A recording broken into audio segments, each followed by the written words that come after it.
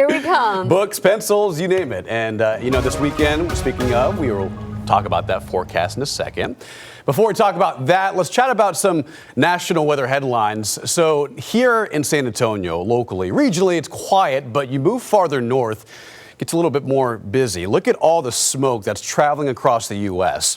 This is all because of ongoing severe wildfires in Washington state, around Spokane, around there in Oregon, down to Idaho.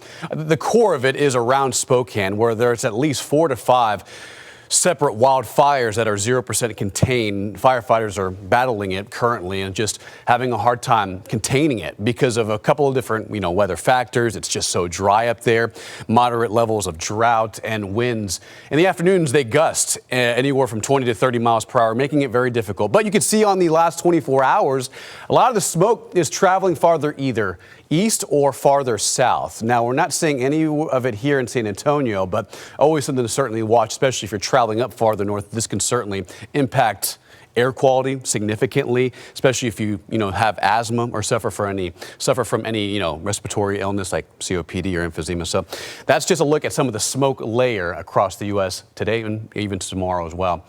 All right, so here's back at home, right? So 97 on Thursday, and then look what happens after this upcoming weekend. Obviously, it's hot every single day. We're in August. It is the hottest time of year. Normal high this time of year is 97. Next week, we're going above and beyond. We're overachieving.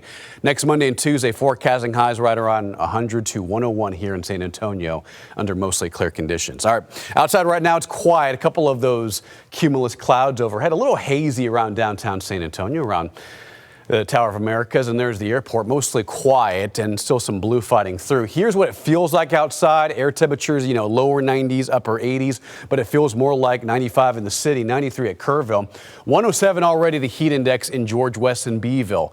Courtesy of a southeast wind, anywhere from 10 to 20 miles per hour. Here's radar. It's quiet. No relief out there in the form of rain chances or coverage of isolated downpours, but ongoing flood warnings continue along the Nueces River out towards Cotulla, Tilden, Three Rivers.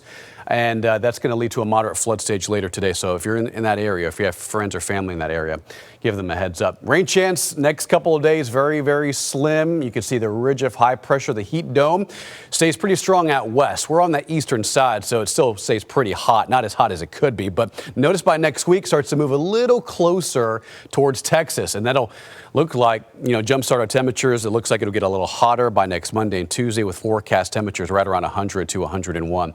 All right, here's your extended outlook. Next couple of afternoons, maybe a straight isolated shower, and certainly not a slam dunk. 98 Wednesday, 97 Thursday. Add in humidity, a few degrees hotter than that. So heat exhaustion, heat stroke will be a concern going forward. Next Monday, right around 100 degrees, a couple degrees above average. All right, let's talk about traffic.